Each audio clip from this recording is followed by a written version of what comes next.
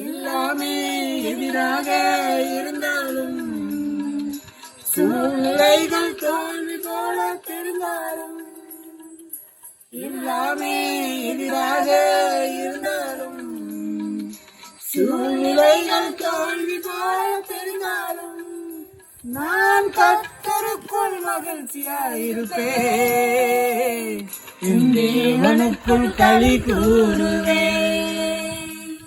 நான் கர்த்தருக்குள் மகிழ்ச்சியாயிருப்பேன், என் தேவனுக்குள் களி கூறுவேன்.